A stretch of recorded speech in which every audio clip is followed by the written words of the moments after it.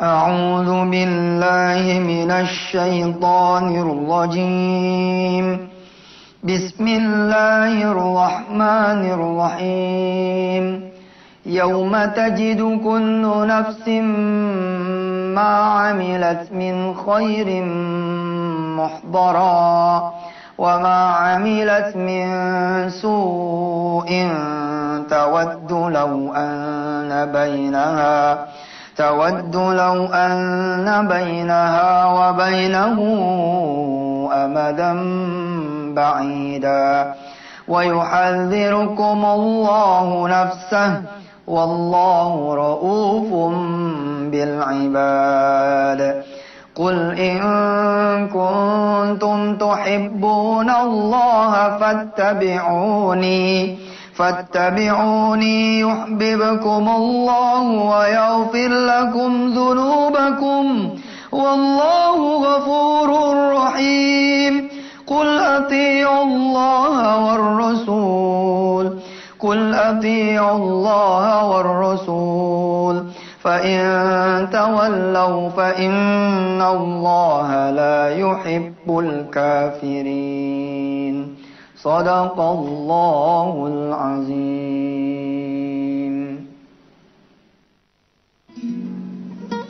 Bismillahirrahmanirrahim. Assalamualaikum warahmatullahi wabarakatuh. Hadirin yang dirahmati Allah, pemirsa, asli saya kangen sama semua ya. Mudah-mudahan Allah Subhanahu wa taala kelak bisa mempertemukan kita dalam agenda-agenda off air ya, yang sampai sekarang ini masih dipikirin bagaimana ceritanya dan bagaimana caranya. Atas doa dari pemirsa semua, alhamdulillah program tahfiz Darul Quran ini masuk ke Singapura dan Malaysia. Ada madrasah-madrasah di sana dan pihak-pihak kerajaan juga kesultanan di Malaysia dan di Singapura yang alhamdulillah kemudian tertarik untuk menerapkan program tahfiz di madrasah-madrasah mereka, di kantor-kantor kepegawaian mereka, dan insya Allah mudah-mudahan Singapura, Malaysia juga berlomba-lomba dengan Indonesia punya anak-anak. Mudah-mudahan semua bisa menjadi penghafal Al-Quran. Dengan doa pemirsa pula, alhamdulillah kunjungan ya saya atas izin Allah ke Malaysia, Singapura dalam pekan-pekan yang lalu ini dimudahkan oleh Allah Subhanahu wa taala. Mereka menerima bahwa one day one ayat dengan sistem satu hari satu ayat, insya Allah Singapura, Malaysia pun berpotensi seperti Indonesia.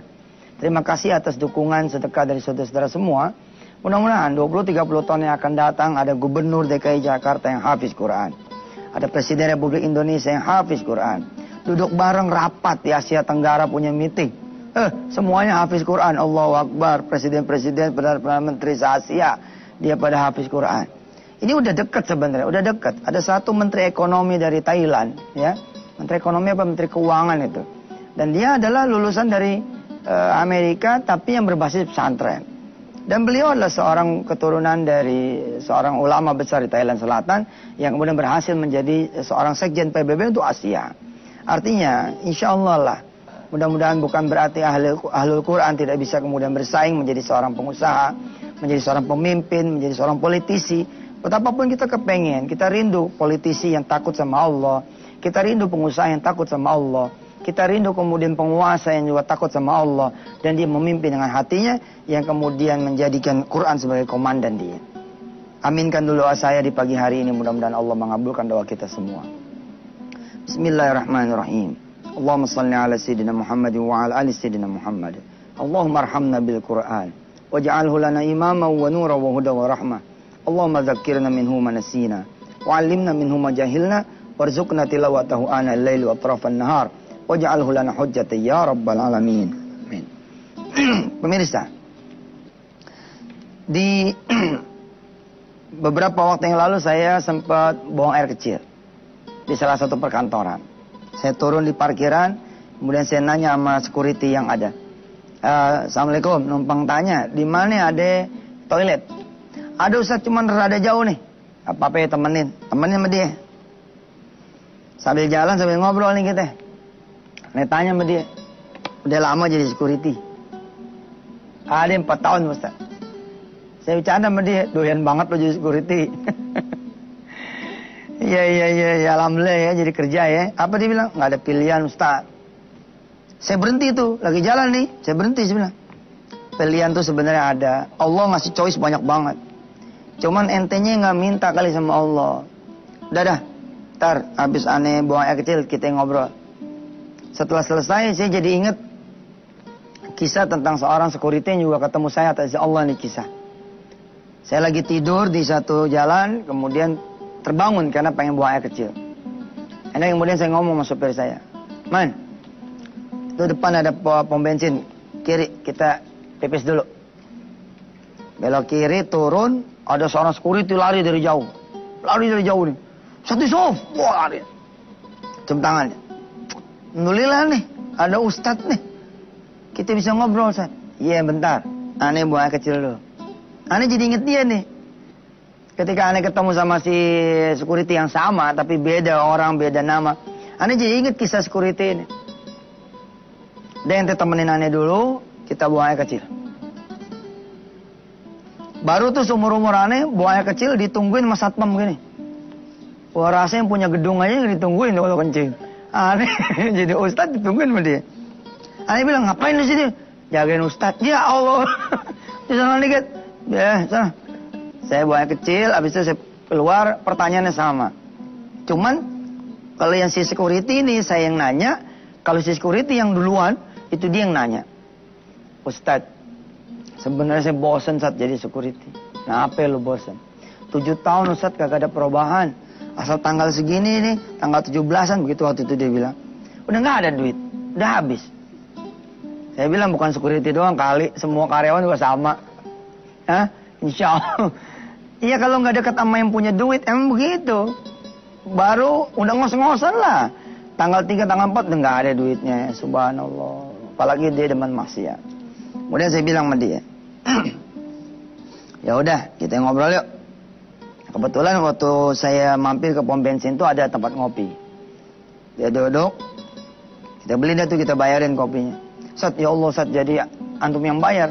Ya lu udah pasti gak punya duit kan. Lu kata lu hari ini lu habis duitnya. Jadi gue yang bayar. Terus pemirsa ya, bagaimana cerita obrolannya? Mending kita terusin lagi deh setelah yang berikut ini. Silakan. Obrolan saya ya pemirsa panjang kali lebar sebenarnya sama si security ini. Kalau emang gak cukup nih Rebo, kita terusin besok Kamis. Ya, sepenggal saya kasih dulu dah hari ini. Apa saya bilang sama si security? Ente mungkin kebanyakan kosongnya kali hidup. Ya, sini pemirsa. Yang kemarin ya, ini tentang bagaimana mendidik anak sejak kecil untuk jadi pengusaha. Yang kemarin nih, ini kita anggap udah beres deh. Hidup ente, baca, kita, kebanyakan kosongnya. Si satpam nanya nih, sama juga si satpam yang satu ini nanya. Jadi ada 2 satpam nih. Satpam yang duluan sama satpam yang barusan saya cerita ketemu di kantor. Yang ini di pom bensin. Kebanyakan kosong bagaimana Ustaz? Sebenarnya kan karyawan tuh pasti ada waktu kosongnya kan. Paling kagak pada saat istirahat. Saya mencatat ya paling kagak 3 waktu nih buat si karyawan kosong. Pertama saat dia berangkat ke pasar. Kok ke pasar? Berangkat kerja. Yang kedua pada saat istirahat. Kemudian pada saat pulang dari kantor, pulang dari kerjaan. Kebanyakan orang nih di waktu-waktu ini kosong. Dia naik motor, dia pakai helm, dia diem sepanjang jalan 2 jam. Ini kan sayang. Pergi kosong, pulang kosong. Jangan dong bawa tumpangan kira-kira begitu. Tumpangannya hebat itu zikir. Sholawat. Doa. Lagi naik motor tuh ya, doa sama Allah, ya Allah, begini rasanya jadi kawan kecil. Bentar lagi mogok nih. Ya lu ngomongnya mogok beneran jadinya. Tapi yang prihatin, ya Allah. Ya kita manfaatin waktu nih, pergi berdoa, zikir, sambil sholawat. Ente coba bayangin, coba. 2 jam bos, 2 jam. Pulang pergi berarti 4 jam. Di kereta, di busway, di apa. Nah, aneh bilang masih security. Apalagi ente security. Sambil ngontrol ya kan. Masa kosong nih. Sambil ngontrol ambil selawat dong ya kan. Wah, nih pakai tangan. Jangan pakai tasbih loh. Kalau pakai tasbih ntar dikata orang soleh lagi ya kan. Nggak perlu lah. Tangannya gini. Nih, lihat nih. Nih, mana tangannya? Tuh. Sambil jalan tuh ya, sambil ngontrol. Allahumma sholli ala Muhammad. Wa ala ali Muhammad. Allahumma sholli ala Muhammad. Wa ala ali Muhammad. Allahumma sholli ala Muhammad. Ya, gitu kan cakep tuh. Begitu lagi meeting sama bos, Allahumma sholli ala Muhammad. Insya Allah ditabokin itu, ngapain lu nyelawatin gua? Gua diselawatin. Jangan, kita lihat waktu juga. Kapan lagi? Pada saat istirahat. Ente pada saat istirahat coba. Bukannya pada zikir, lu zikir mulut. Kan zikir mulut nih. Pada doer tuh bibir 1 jam dia. Nyawa kalau zikir, subhanallah kan asik tuh. Memang mau sampai kapan? Mau sampai kapan mengginaji orang tua? Mau sampai kapan ente punya istri gandengan di depan Ka'bah, tawaf di Baitullah Haram, sampai kapan? Nggak nyampe-nyampe kalau ente nggak ngantri dalam barisan doa, salawat. Aneh bilang sama security yang lama, plus sama security yang baru yang nganterin aneh ke toilet, aneh bilang, coba ente jangan kosongin waktu ente. Ada satu cerita pemirsa, saya nemuin tukang, jadi gini, orang bilang Ustadz Yusuf tuh senangnya ceramah sama orang yang keren aja. Enggak gitu. Enggak gitu. Insya Allah kita suka nyimbangin aja. Yang pada ngikut Twitter saya tuh, di @Yusuf @Yusuf_Mansur. Pada tahu tuh saya suka ngirimin gambar tuh. Deng, ini lagi ngobrol sama security nih. Nah, saya ngeliat nih ada tukang apa namanya? Potong apa? Gunting rumput. Saya mampir, saya turun aja udah. Bang, sini Kang. Ustadz, siap Ustadz. Ada apa Ustadz? Ente udah lama jadi tukang cukur rumput. Tukang cukur rumput, tukang potong rumput. Udah 3 tahun Ustadz. Dah, mulai hari ini sambil gunting sambil sholawat. Sambil gunting sambil zikir. Ya, insya Allah kalau ente meleng kepotong tangan. Jangan meleng. Potong. Zikirnya tetap konsentrasi. Bisa kok, bisa. Kita sambil kerja sambil ngomongin orang aja bisa. Lo kerja sambil ngedumel bisa. Lo kerja sambil ngerasain pimpinan bisa. Lo kerja sambil ngomongin nih gimana sih ini. Ini bisa. Kenapa buat zikir nggak bisa? Masya Allah, Masya Allah. Dalam 1 tahun, 2 tahun itu si tukang potong rumput itu sedekah dia 20 juta. Allahu Akbar. Nah, tukang gunting rumput sedekah 20 juta aja. Berita ini. Berita. Apa dia bilang? Ini titipan bos saya Ustaz. Oh bukan dia. Nah, sedekah bosnya ternyata. Enggak, bercanda nih. Ini dia benar. Dia sedekah 20 juta. Kita nanya sama dia. Waduh hebat banget nih. Tukang gunting rumput. Tukang potong rumput bisa sedekah sampai 20 juta. Dia bilang, hidup saya berubah Ustaz. Ya, hidup saya berubah. Ntar nih di segmen 3 kita bacain ayatnya. Ya. Kenapa ini judulnya dorong gerobak? Kenapa judulnya dorong gerobak? Modal zikir. Coba ente lihat banyak orang sia-sia di luar sana. Orang dorong gerobak dari dia punya rumah sampai ke pangkalan. Ngapain diem aja? Sambil Allahumma sholli ala Muhammad. Terus. Ente dagang nasi uduk kan ada kalanya ada yang nggak beli. Pada saat nggak beli, sholawat, zikir. Ente dagang baju, dagang pakaian. Ente jadi karyawan saatnya apa? Zikir. Terus. Zikir. Dagang pulsa, zikir. Jadi karyawan, zikir terus. Apalagi kalau kemudian di awal bisa bismillah. Di akhir kemudian bisa hamdalah. Di awal bisa kemudian sholat subuh berjamaah. Di akhir kemudian tidur, kita kemudian witir. Maka sepenuh-penuhnya kita punya hari, jadi zikir pada Allah. Nggak mungkin ente hidup nggak bakal berubah. Kita entar segmen 3 kita bacain ayatnya. Siap-siap pemirsa, panteng itu handphone. Ya TV pakai handphone, rekam. Insya Allah ini ayat, Masya Allah. Bakal bisa ngajarin kita. Mudah-mudahan kita menjadi orang-orang yang berpikir. Terima kasih. Sampai ketemu di segmen 3 ya. Silakan. Ya pemirsa, intinya adalah bagaimana Anda semua bisa kemudian mengisi waktu Anda. Dengan zikir, dengan doa, ya. Bagaimana ketika seorang bankers misalkan, ya pada saat dia kosongnya, kemudian dia berzikir pada Allah Subhanahu Wa Taala. Customer service segala macam. Saya bilang paling kagak di 3 waktu ini. Berangkat kerja, pas kemudian istirahat, sama pulang dari kerjaan. Kalau kemudian kita bisa bungkus dengan bismillah dan hamdalah, di awal kita sholat subuh berjamaah, zuhur asar juga berjamaah, maghrib isya berjamaah, menjelang tidur kita tutup mau witir, maka sepanjang hari itulah kita beribadah pada Allah Subhanahu wa taala. Asik. Asik. Seorang polisi dia berdiri di perempatan jalan, ya kan? Sambil ngatur, sambil kemudian dia berzikir kepada Allah Subhanahu wa taala. Ya? Bagaimana kemudian seorang masinis, bagaimana seorang penjaga pintu kereta, bagaimana kemudian seorang tukang sapu, bagaimana kemudian seorang office boy sambil ngepel, Allahumma shalli ala Muhammad wa ala ali Muhammad, Allahumma shalli ala Muhammad wa ala ali Muhammad. Cakep banget. Bagaimana seorang pedagang, bagaimana seorang kemudian penjaga tol. Menjaga tol kan setiap masjid tuh, Allahumma shalli ala Muhammad wa ala ali Muhammad, Allahumma shalli ala Muhammad wa ala ali Muhammad, Allahumma shalli ala Muhammad wa ala ali Muhammad. Panjang. Ini kagak, dong. Panjang tangan kanannya tuh. 7 tahun jadi penjaga tol. Nih, mulutnya diem aja. Jangan. Terus isi. Insya Allah. Nih, kita bacain ayatnya. Udah siap dengar rekamannya? Udah siap? Siapin. Bismillah. Surahnya surah Ali Imran, ya, surah ketiga, mulai ayat dari 190 terbaca, atau dari 189 lah. 189 baca sampai nanti 194. A'udzu billahi minasy syaithanir rajim. Bismillahirrahmanirrahim. Walillahi mulkus samawati wal ardh. Wallahu ala kulli syai'in qadir. Lihat nih.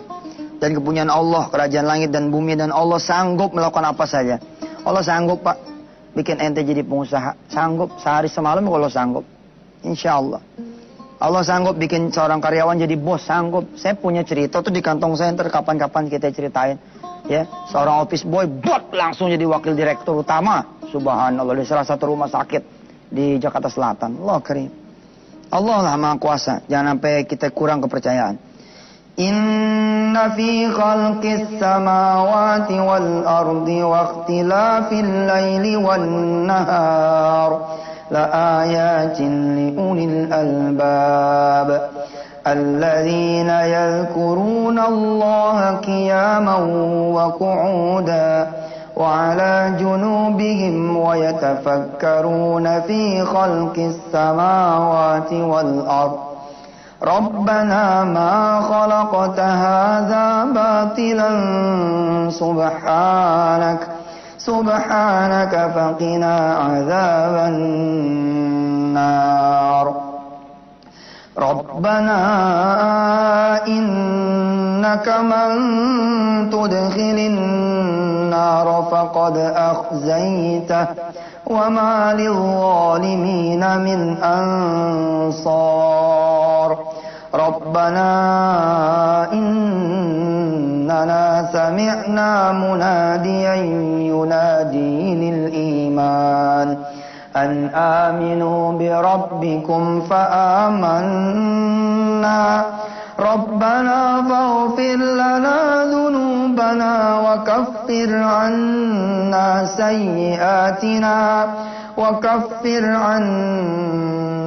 سيئاتنا وتوفنا مع الأبرار ربنا وآتنا ما وعدتنا على رسلك ولا تخزنا يوم القيامة إنك لا تخلف الميعاد